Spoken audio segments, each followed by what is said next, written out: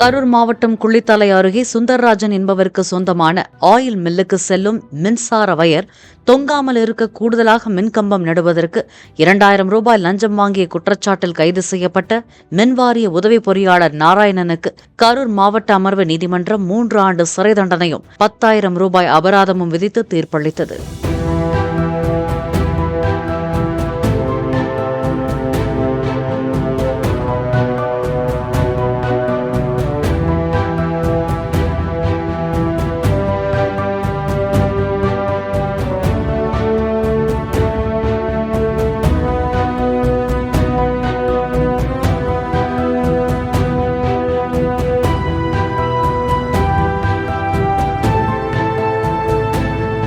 Play store மற்றும் app ஸ்டோரில் இருந்து பாலிமர் செயலியை QR கோடு மூலம் பதிவிறக்கம் செய்யுங்கள்.